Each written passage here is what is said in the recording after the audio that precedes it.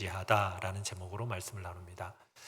알렉산더 대왕이 전쟁에서 크게 승리한 후에 자신을 도와서 전쟁을 승리로 이끈 참모들에게 소원 한 가지씩을 들어주겠다, 이렇게 말을 했어요. 전쟁에 지친 이 참모들은 우리 편히 쉴 수 있도록 휴가를 좀 주십시오. 그리고 휴가를 갈 때 고향을 방문할 경비를 좀 주십시오 라고 말하는 참모들이 대다수였어요.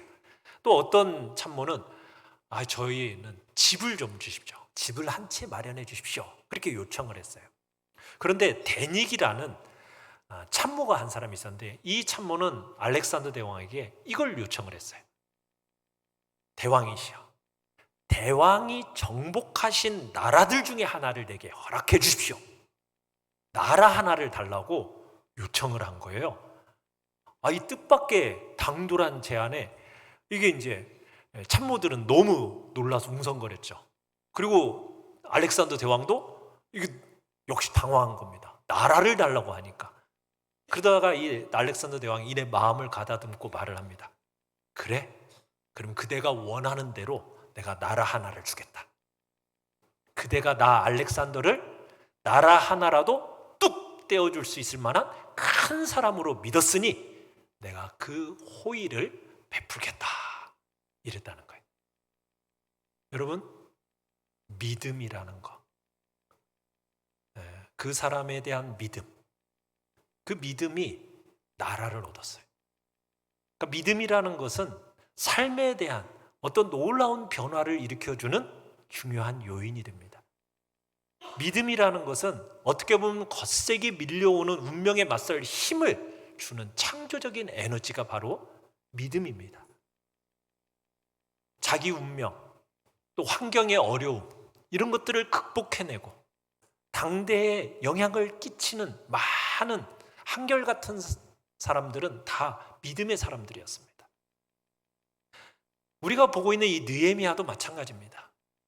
느헤미야는 여러 방해들을 경험합니다. 근데 그 방해들을 실패로 만들어버려요. 또 불가능해 보였던 게 예루살렘 성벽을 건축하는 일이었습니다. 그런데 이 예루살렘 성벽을 며칠 만에 완성하는지 아십니까? 52일 만에 쌓아버립니다. 여러분, 그런 힘, 그리고 이 건축을 통해서 이스라엘의 영적이고 도덕적이고 역사적인 흐름을 바꾸어 내버렸어요. 그런 힘, 그런 힘이 어디에서 나왔겠습니까? 상황이 아니었습니다. 믿음입니다. 믿음. 예루살렘 성, 하나님의 백성이 번성해야 할 그 예루살렘 성벽이 완전히 무너져 내렸습니다. 그러다 보니 그곳에 사는 백성들의 마음은 어떻겠어요? 희망의 성벽이 다 무너져 내렸습니다. 그곳에 정말 어떻게 보면 비전과 도전이 자라야 할 그 터전 속에는 그곳이 어떤 곳이 되어버렸어요? 어떻게 보면 비탄과 상심의 그런 잡초만이 무성하게 자라는 곳이 되어버렸습니다. 어떻게 보면 사명의 성벽인 그 성벽은 어떻게 보면 희미한 흔적만 남은 채, 자포자기한 채 체념 속에서 무의미하게 하루하루를 그렇게 살아가고 있었던 것이 이스라엘 백성들의 모습이었어요.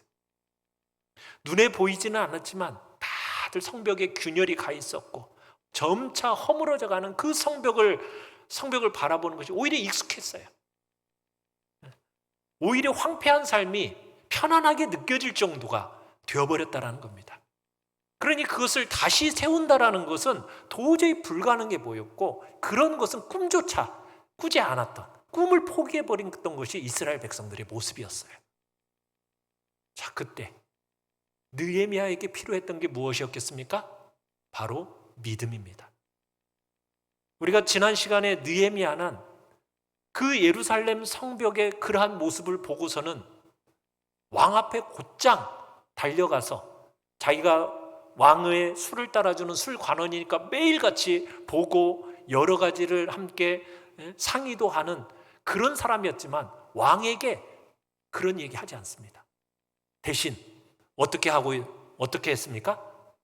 하나님께 달려가서 기도했어요. 하나님을 불렀어요. 느헤미야의 믿음은 하나님을 믿는 믿음인데 믿음의 대상이신 하나님, 그 하나님이 어떤 분이신지를 잘 아는 믿음이었어요. 여러분, 느헤미야가 하나님이 자신이 원하는 거라면 모든 것을 다 들어주실 수 있는 분이라는 것을 믿은 겁니다. 마치 데닉이라는 참모가 알렉산더에게 한 나라를 달라고 하면 뚝 떼어줄 수 있는 그런 능력이 있는 왕이란 사실을 믿었기 때문에 그걸 요청했고 받았던 것처럼, 느헤미야도 자신이 간구하고 부르짖으면 그 모든 것을 다 들어주실 분이라는 것을 믿었기 때문에 회복의 꿈을 품고 느헤미야는 왕보다도 하나님을 더 의뢰했던 거죠. 자, 그렇다면 느헤미야가 믿고 의지했던 하나님은 어떠한 분이었겠습니까? 자, 1번 같이 한번 읽어볼까요? 1번 시작. 크고 두려우신 하나님. 자, 느헤미야가 믿은 하나님은 어떤 하나님이라고요? 크고 두려우신 하나님. 자, 5절을 다시 한번 보십시오. 자, 5절을 보시면은 뭐라고 돼 있냐? 이르되 하면서 하나님을 어떻게 부르고 있어요? 하늘의 하나님 여호와, 크고 두려우신 하나님이여. 이렇게 하나님을 부르고 있습니다. 그러니까 느헤미야는 기도를 시작하면서 하늘의 하나님 여호와, 크고 두려우신 하나님이여, 이렇게 말하고 있다고요. 하늘의 하나님이란 말은 무슨 뜻이겠어요? 하늘의 하나님이라는 것은 땅에 있는 이런저런 신이 아니라는 거죠. 하늘에 계신 진짜 신이다. 그 페르시아 제국에 얼마나 수많은 신들이 있었어요. 그런데 그런 신들과는 구별되는 하늘에 있는 여호와 하나님이다. 그러니까 하늘의 하나님이라는 말 속에는 물질적이고 인간적인 이 땅의 신들과는 구별되는 절대적인 하나님이다라는 의미가 담겨 있어요. 세상을 통치하시고 세상을 주관하시고 인간사를 섭리하시고 다스리시는 그 하나님, 이런 하나님이다라는 고백이 담겨 있다고요. 하나님을, 하늘을 통치하시고 다스리시고 동시에 땅을 다스리시면서 역사를 주관하시는 그 하늘의 하나님, 그분의 이름을 부르면서 기도를 하고 있는 것입니다. 그러면서 크고 두려우신 하나님이여, 이렇게 부르고 있어요. 지금 슬픔을 목전에 놓고 느헤미야는 하나님을 부르면서 뭐라고 부르고 있다고요? 크고 두려우신 하나님. 제국의 왕이 두려운 게 아니었습니다. 그 제국의 왕이 권능도 있고 그 페르시아 제국이 얼마나 크니까. 그런데 그 왕이 크고 두려운 게 아니라 누가 크고 두려운 존재라고요? 하나님이. 여러분, 그런데 이 느헤미야의 신앙 고백은 느헤미야만의 신앙 고백이 아니었어요. 여러분, 이 고백을 이미 하나님께서 이스라엘 백성들에게 주신 고백입니다. 어디에 나와 있느냐? 먼 옛날 이스라엘 백성들이 이제 광야 생활을 마치고서는 가나안을 정복하기 위해서 이제 들어가려고 딱 모압 평지 광야에 딱 섰어요. 그때 하나님께서 이스라엘 백성들이 그 가나안 땅을 정복할 수 있을까라는 두려운 마음에 지금 걱정하고 있는 그들을 향하여서 뭐라고 모세를 통해서 일깨워 주셨느냐? 신명기 7장 21절 같이 한번 읽어보겠습니다. 시작. 너는 그들을 두려워하지 말라. 너희의 하나님 여호와 곧 크고 두려운 하나님이 너희 중에 계심이니라. 하나님이 계시는데 어떤 하나님이 계신다고요? 크고 두려우신 하나님. 그래서 이스라엘 민족이 힘과 용기를 얻어가지고 하나님을 의지하고 결국 마침내 그 가나안 정복 전쟁에서 승리를 경험하고 정복한 거 아니겠습니까? 지금 느헤미야가 그런 거예요. 지금 고향의 소식을 듣고 나서 예루살렘 성벽은 다 무너지고 그 땅에 살고 있는 백성들이 얼마나 참으로 고통 속에 살아가고 있는지 그 소식을 들은 느헤미야는 가슴이 타들어갔던 거예요. 그런데 자신은 지금 1500km나 떨어져 있는 그런 장소에 있어요. 그런 장소에 있으면서 자신이 어떻게 할 수 없다라는 그 신세를 한탄하지 않고 자신의 생각을 넘어서는 하나님, 자신의 그 차원을 넘어서는 하나님, 자신의 지혜를 넘어서는 하나님, 그 하나님, 천지를 주관하시고 운영하시는 그 하나님을 기억해낸 겁니다. 그런 그 하나님 앞에 그 문제를 가지고 나아가는 거예요. 문제가 아무리 크고 불가능해 보일지라도 천지를 주관하시는 그 하나님은 해결할 수 있는 분이라는 것을 믿고 고백하는 것이 지금 느헤미야의 고백입니다. 사랑하는 성도 여러분, 느헤미야가 믿는 하나님이 우리가 믿는 하나님임을 여러분 믿으십니까? 여러분, 하나님이 어떻게 보이느냐에 따라서 문제의 크기가 달라지는 거예요. 여러분, 하나님이 작으면 문제는 커 보이겠죠. 그러나 하나님이 커지면 문제는 어때요? 작아지는 거예요. 근데 자꾸 사람들은 늘 거꾸로 해요. 어떻게 해야 합니까? 하나님이 너무나 크시다. 머리로는 아는데 문제를 딱 맞닥뜨리면은 하나님이 갑자기 어떻게 돼요? 온데간데 없어지고 너무나도 하나님이 작아 보여서 문제만 커 보이는 거예요. 그게 우리의 모습 아닙니까? 여러분, 내 힘으로 애써서 영광을 할 게 아니라 여러분, 불가능을 가능케 하신 하나님, 그 하나님을 바라봐야죠.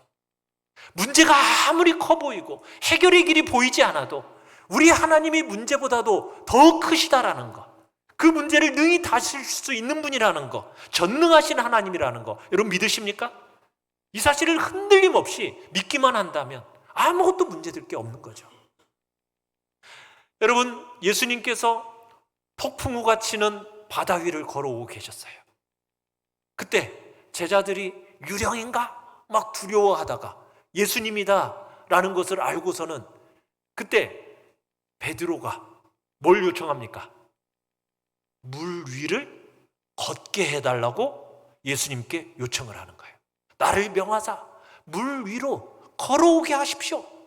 여러분, 이걸 요청할 수 있었던 것은 예수님을 어떤 분으로 알고 있었기 때문에 그 요청이 가능했습니까? 하나님이시다.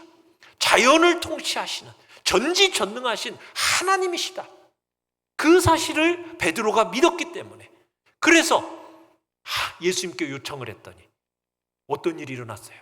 예수님이 그래, 물 위를 걸어와라. 그래서 어떻게 됐습니까? 그 믿음과 기대대로 정말 물 위를 걸어서 가게 됐어요. 베드로가 한참 물 위를 걸어가다가 크신 하나님을 바라보면서 물 위를 걸어갈 때는 뚜벅뚜벅 물 위를 걸어갔어요. 그런데 막 폭풍우가 몰아치고 파도가 그냥 거칠게 막 밀려오는 것을 보니까 갑자기 마음에 어떤 마음이 들어요? 두려운 마음이 들어요. 그 두려운 순간 주님을 보지 않고 풍랑을 바라보고 바람, 파도 그 바라보다가 결국 어떻게 됩니까? 물속으로 빠져 들어가는 거죠. 태풍이라는 그 현실이 예수님을 시야에서 딱 가려버리니까 물속에 빠져서 허우적대는 거예요.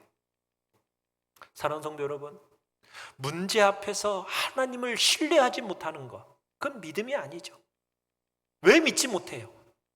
내가 가진 물질, 내가 가진 지식, 내가 가진 지혜, 이걸로는 성립이 안 되니까. 그러니까 우리가 자꾸 인간의 한계 안에서 자꾸 우리의 주님을 가두려고 해요. 내 지혜의 한계로, 내가 알고 있는 그 한계로, 한계 속에다가 예수님을, 하나님을 가둬놔버려요. 여러분, 하나님을 제한하지 마십시오. 하나님을 어떤 한계로 딱 규정하지 마십시오. 그런 하나님이 아니지 않습니까? 우리 인간을 뛰어넘는 하나님이십니다. 절박한 문제 앞에서 해결의 방법을 가지고 계신 지혜의 하나님이십니다. 그 전능하신 하나님을 여러분 다시 찾는다면 느헤미야가 경험했던 그 기적이 우리의 기적이 됨을 믿으시길 바랍니다. 여러분의 삶 속에 그런 기적이 일어날 것입니다. 느헤미야가 이 믿음으로 역사를 바꿨던 거예요. 우리 모두가 그런 믿음으로 역사를 바꿔내는 자리에 우리 모두가 있기를 간절히 축원합니다. 두 번째는 하나님을 어떤 하나님으로 믿었을까요? 2번 같이 한번 읽어보죠. 시작. 언약을 지키시는 하나님. 느헤미야가 믿은 하나님은 약속을 지키시는 언약의 하나님입니다. 5절을 다시 한번 보세요. 주를 사랑하고 주의 계명을 지키는 자에게 어떤 하나님? 언약을 지키시는 주여. 이렇게 고백하고 있어요. 언약을 지키시는 하나님. 지금 기도의 골방으로 나아가는 느헤미야의 유일한 소망이 있다면 그건 뭐냐면 언약입니다. 약속입니다. 하나님이 주신 약속. 우리같이 자격 없는 자들, 우리같이 허물 많고 티끌 같은 그런 존재들이 여러분 만군의 하나님 여호와께 기도할 때 뭘 가지고 기도하겠어요? 다름 아닌 약속입니다. 언약입니다. 우리의 삶의 환경만 보면 희망이 보이지 않아요. 여러분, 희망이 보이지 않는 그 순간에 우리가 무엇을 붙들고 일어나겠어요? 하나님의 약속을 붙들고 일어나는 거예요. 그 약속이 희망입니다. 약속이. 느헤미야의 희망이 그런 거예요. 느헤미야의 희망은 하나님이 신실한 분이라는 그 신실한 분이시기 때문에 한 번도 약속을 어긴 적이 없는 분이다. 그 믿음이 느헤미야의 믿음이었어요. 하나님이 하신 약속은 반드시 지키신다. 그런 분이라는 사실이 느헤미야의 희망이었다고요. 그래서 담대하게 주님 앞에 나아가서 지금 강하게 기도하는 거예요. 이 민족이 당하는 이 어려움, 하나님과의 약속을 우리가 지키지 않아서 우리가 겪는 것임을 고백하면서 하나님과의 약속을 내가 다시 한번 회복해낸다면 하나님께서 우리의 모습을 회복시켜 주시지 않겠는가? 그러면서 언약의 하나님, 언약을 지키시는 하나님을 붙들고 나아가는 겁니다. 그럼 느헤미야가 붙든 약속은 무슨 약속이었을까요? 신명기 7장 9절에서 이렇게 얘기를 합니다. 같이 한번 읽어보죠. 시작. 그런즉 너는 알라. 오직 내 하나님 여호와는 하나님이시요 신실하신 하나님이시라. 그를 사랑하고 그의 계명을 지키는 자에게는 천대까지 그의 언약을 이행하시며 인애를 베푸시되. 하나님이 어떤 하나님? 신실하신 하나님, 언약을 지키시는 하나님. 그 말씀대로 순종하면 천대까지 그 언약을 이행하시고 인애를 베푸시는 하나님. 그러면서 7장 12절로 15절도 한번 계속 한번 읽어보겠습니다. 시작. 너희가 이 모든 법도를 듣고 지켜 행하면 내 하나님 여호와께서 내 조상들에게 맹세하신 언약을 지켜 내게 인애를 베푸실 것이라. 곧 너를 사랑하시고 복을 주사 너를 번성하게 하시되 내게 주리라고 내 조상들에게 맹세하신 땅에서 내 소생에게 은혜를 베푸시며 내 토지 소산과 곡식과 포도주와 기름을 풍성하게 하시고 내 소와 양을 번식하게 하시리니 내가 복을 받음이 만민보다 훨씬 더하여 너희 중에 남녀와 너희의 짐승의 암수에 생육하지 못함이 없을 것이며 여호와께서 또 모든 질병을 내게서 멀리하사 너희가 아는 애굽의 악질에 걸리지 않게 하시고 너를 미워하는 모든 자에게 걸리게 하실 것이라. 이 약속을 붙들고 느헤미야는 언약을 신실하게 지키신 하나님 하면서 이 약속 붙들고 나아가는 거예요. 사랑하는 성도 여러분, 성경에는 약속으로 가득 차 있습니다. 구약은 메시아가 오실 약속이었고 신약은 오신 메시아가 다시 오실 것에 대한 약속이 가득하죠. 그래서 이 약속은요, 궁극적으로 구원입니다. 초점이 구원에 다 맞춰져 있어요. 그 구원이 뭐예요? 우리를 그냥 내버려 두지 않으신다는 거예요. 그 하나님이 버려져 있던, 죄로 말미암아 버려져 있던 우리를 고아와 과부처럼 홀로 두지 않으시고 하나님이 어떻게 하셨어요? 우리를 자신의 자녀로 삼으시고 구원하신다라고 약속하고 계시잖아요. 그래서 이 약속은 주님을 붙들고 의지하는 모든 자, 주님께 그렇게 나아가는 모든 자에게 베푸시는 하나님의 은혜다라고 성경은 얘기하고 있습니다. 여러분이 어떤 죄, 어떤 절망, 어떤 결핍 가운데 있다 할지라도 여러분들이 이 구원의 약속을 붙들고 다시 일어난다면 여러분은 반드시 구원받을 것입니다. 회복의 역사, 치유의 역사가 나타나게 된다. 이게 하나님의 약속입니다. 이게 바로 우리의 희망이죠. 우리의 희망이죠.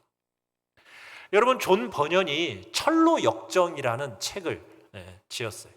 거기에 보면은 크리스찬, 그리스도인이 이제 순례자의 길을 가지 않습니까? 근데 이제 크리스찬과 희망이라는 두 사람이 길을 가다가 절망이라는 거인을 만나게 돼요.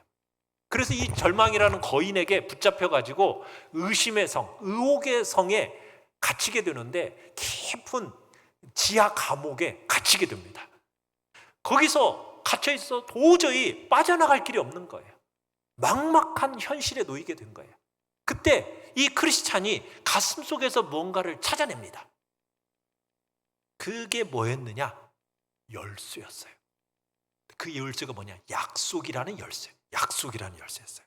그래서 이 크리스찬이 시험 삼아서 그 닫혀져 있는 육중한 문을, 그 열쇠를 가지고 딱 돌렸어요.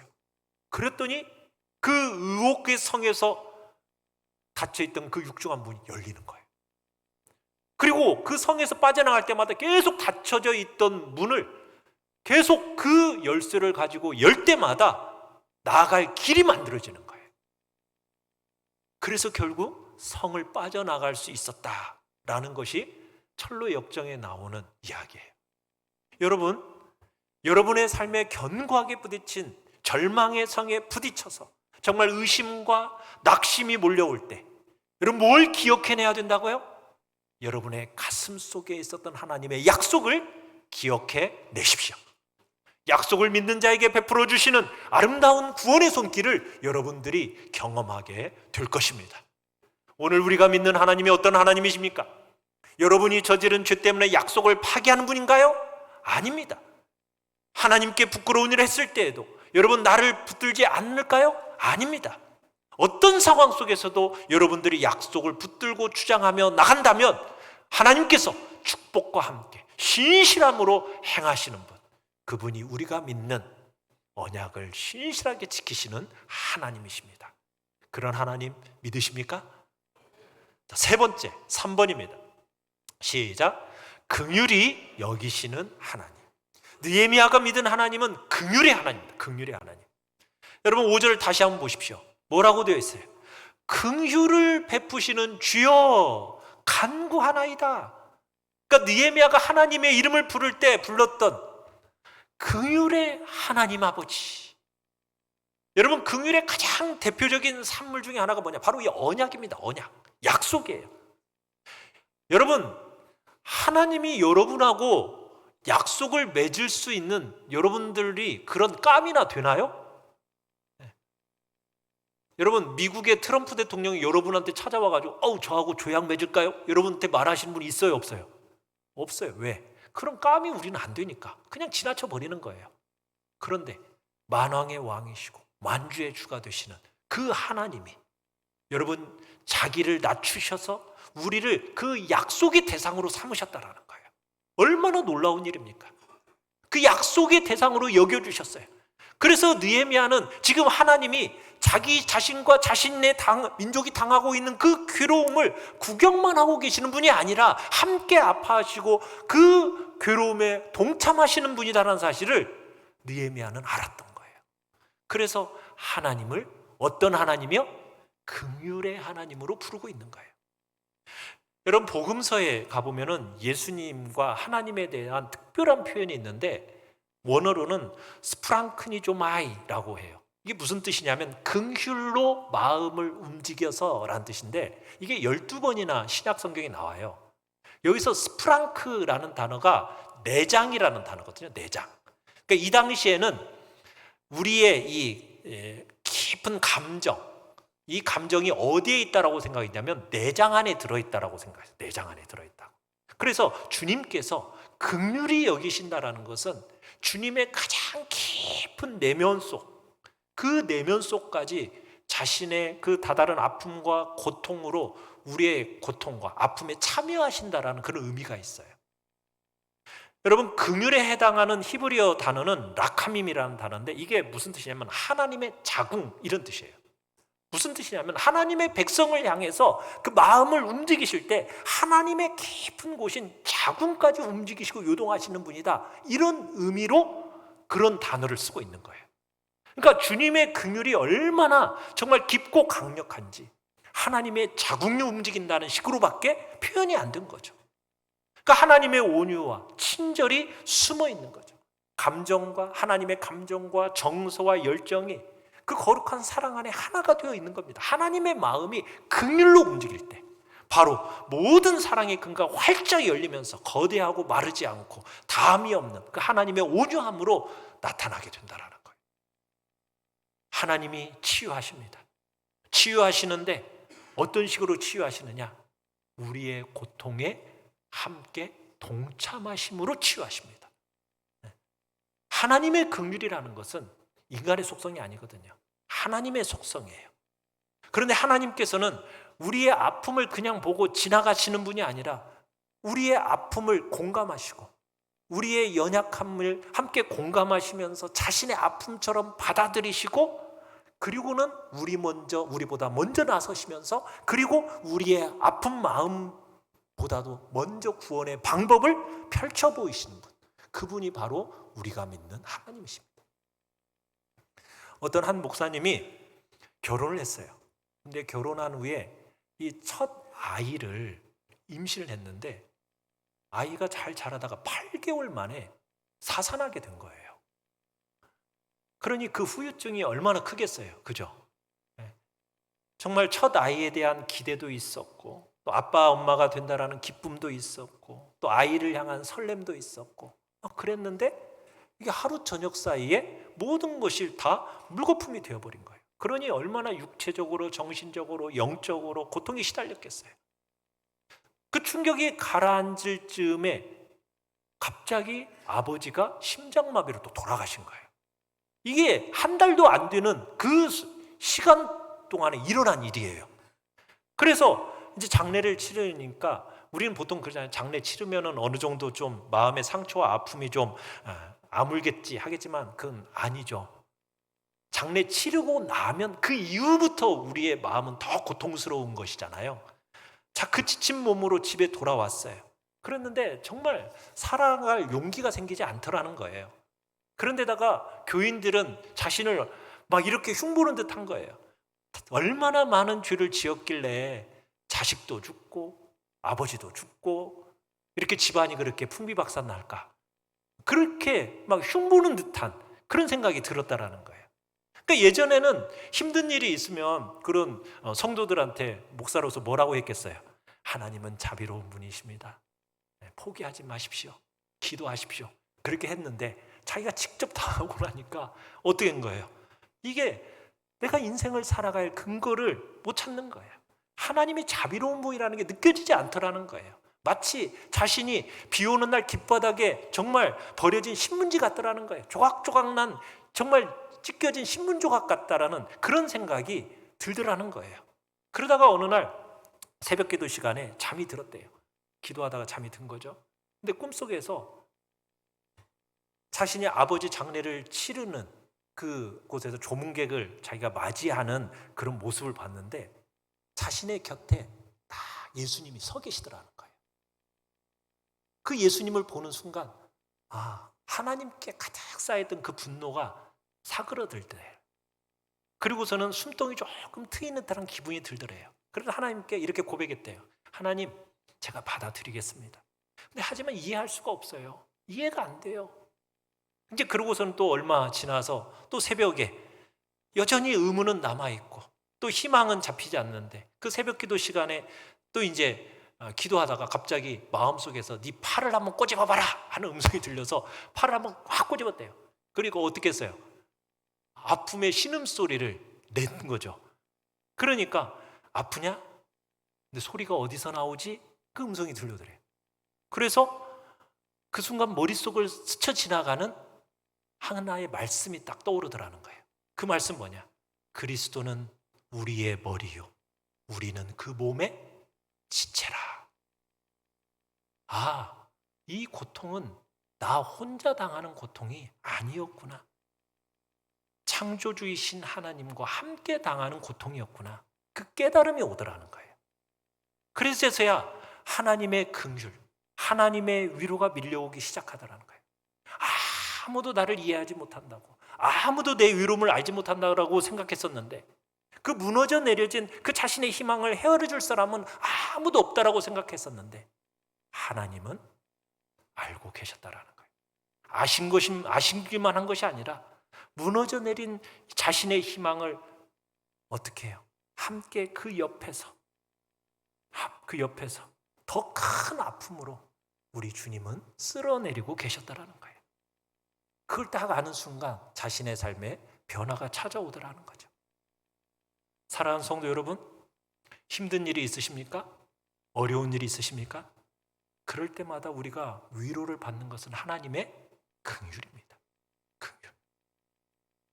위로움과 고통 가운데 있는 자를 하나님은 결코 내버려 두지 않으십니다.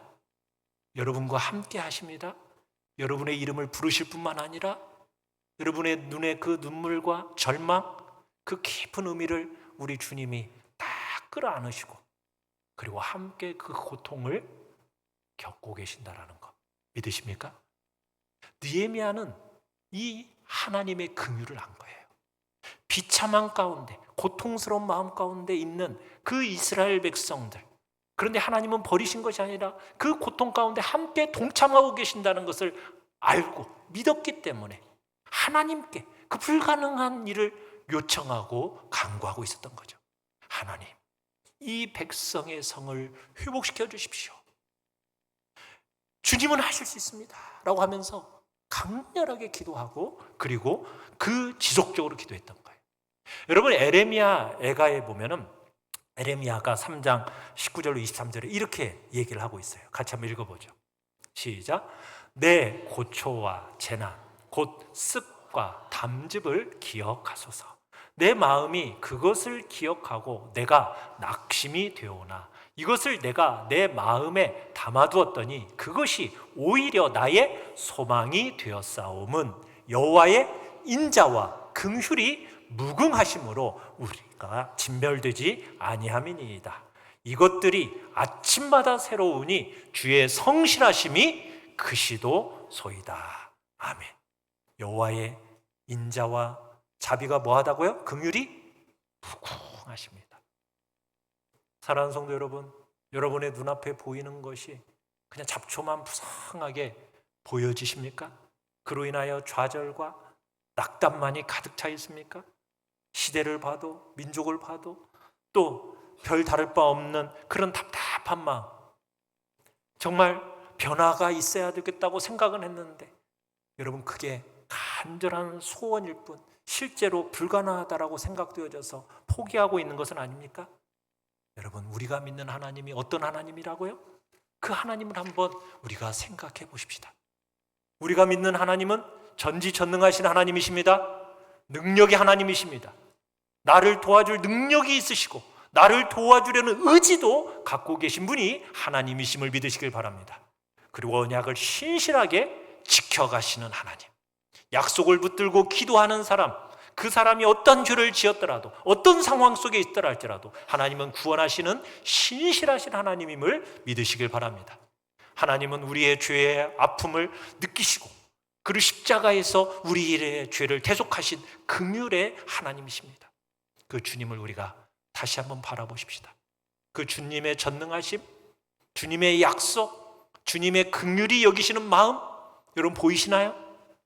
여러분의 그 수많은 질고와 아픔을 그냥 보시고 긍휼히 여기고 불쌍히 여기는 것만이 아니라 우리 주님이 그 아픔에 함께 참여하시고 동참하시고 함께 겪으시고 여러분과 저에게 약속을 주시고 그 약속을 끝까지 붙드는 자에게 인애와 사랑을 베풀기에 너무나 즐거워하시는 그 하나님을 찾아서 우리 시간 기도의 골방으로 나아가시기를 간절히 바랍니다.